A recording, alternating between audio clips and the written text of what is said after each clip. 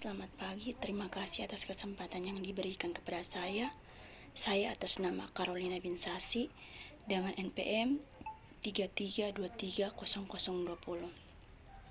Di sini saya akan menjawab beberapa pertanyaan dari dasar-dasar pendidikan sains.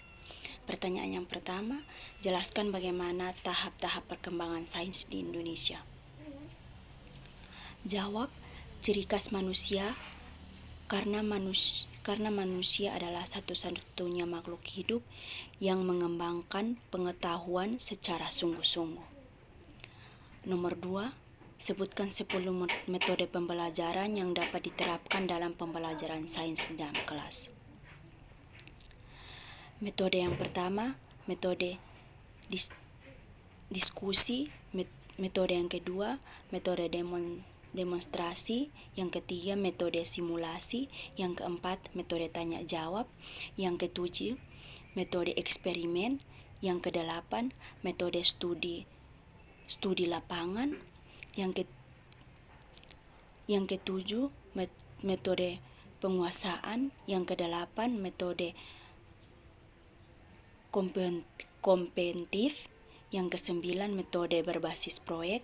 Yang kesepuluh, metode berbasis teknologi. Jelaskan secara singkat tentang metode-metode pembelajaran ini.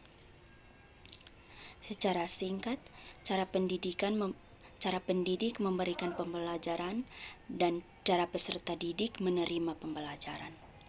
Nomor 3, bagaimana skor PISA dan tim siswa Indonesia selama 18 tahun terakhir. Apa yang bisa disimpulkan dari skor PISA dan TIMSS siswa Indonesia selama 18 tahun terakhir? Jawab,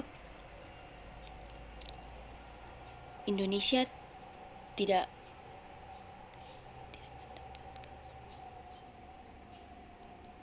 menempatkan sistem pendidikan yang setara dengan negara-negara lain yang ikut di dalam survei PISA. Nomor 4, bagaimana pengaruh skor PISA dan TIMSS terhadap sistem pendidikan Indonesia? Pengaruh skor PISA dan TIMSS terhadap pengaruh Indonesia adalah wajib menerapkan belajar 12 tahun.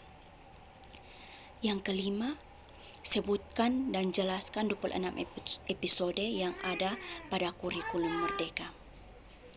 Episode yang pertama, Merdeka Belajar. Merdeka Belajar, program kebijaksanaan dari Kementerian Pendidikan dan Kebudayaan Republik Indonesia. Episode yang kedua, Kampus Merdeka, otonomi bagi perguruan tinggi berakreditas A. Episode yang ketiga, penyaluran dan penggunaan dana BOS. Maksimal 50% untuk pembayaran guru honorer cabang 1, yaitu ketentuan yang berlaku. Episode yang keempat,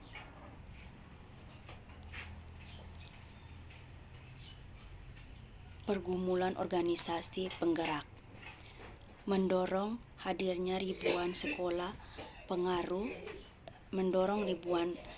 pengaruh. Yang kelima, guru penggerak untuk menghasilkan bibit-bibit yang unggul. Yang keenam, transformasi dana pemerintah untuk perguruan tinggi. Kemendikbud menyediakan 500 miliar bagi PTN. Yang ketujuh, program sekolah penggerak sebagai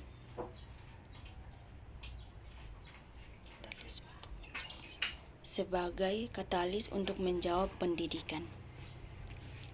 Yang kedelapan, sekolah menengah kebijaksanaan pusat unggul. Bekerja melanjutkan studi dan wirausaha. Yang kesembilan, KIP Kuliah Merdeka untuk biaya hidup disesuaikan dengan indeks. Yang ke-10, perluasan program beasiswa Lembaga Pengelola Dana Pendidikan atau LPDP, program yang sudah tersedia selama ini. Yang ke-11, Kampus Merdeka Vokasi, pengembangan pusat unggul teknologi atau PUR. Yang ke-12, Sekolah Aman berbelanja. Alur pembelajaran dijamin sesuai dengan penentuan yang berlaku. Yang ke-13, Merdeka Berbudaya dengan Kanal Indonesia. Bermitra dengan masyarakat, ikut serta perilaku dan komunitas budaya. Yang ke-14, Kampus Merdeka dari kekerasan seksual. Kampus Merdeka dan kekerasan seksual menjamin teredukasi tentang isu dan hak korban kekerasan seksual.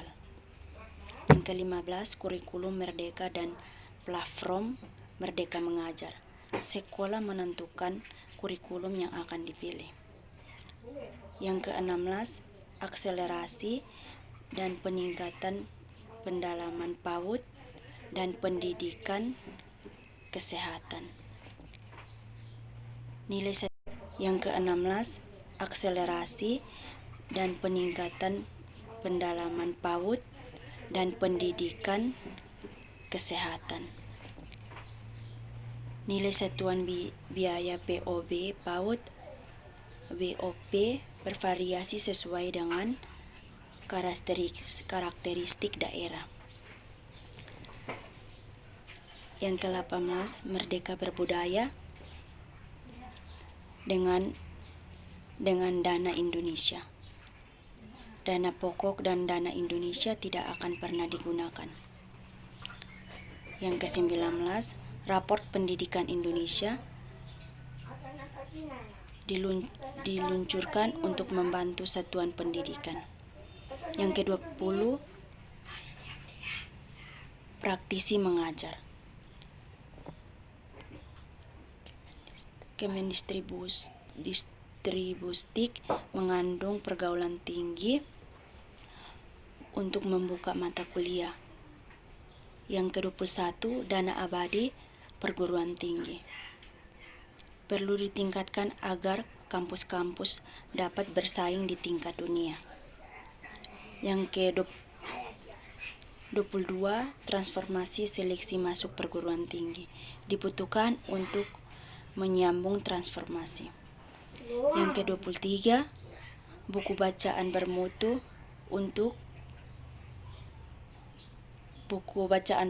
untuk literasi Indonesia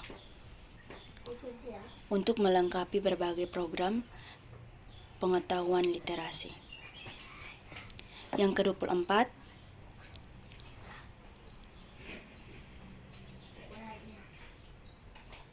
buku digital Pusat Pembinaan Bahasa dan Sastra. Platform digital literasi bahasa Indonesia. Yang ke-25, transisi PAUD ke SD yang menyenangkan.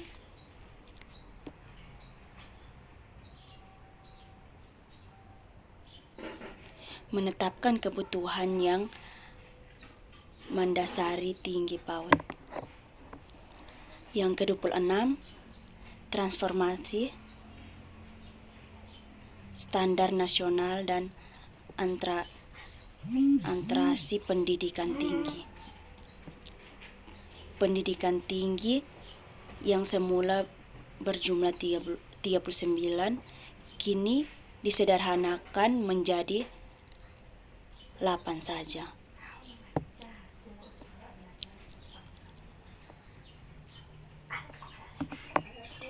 Nomor 6, apa saja kelebihan dan kekurangan dari kurikulum Merdeka? Kelebihan dari kurikulum Merdeka meningkatkan kreativitas siswa.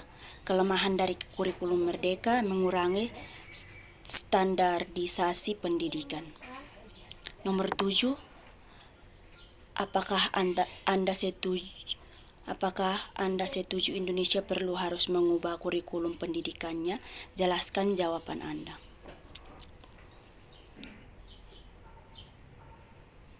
Ya, setuju, karena untuk memastikan bahwa pendidikan yang diberikan tetap relevan dengan ketentuan zaman.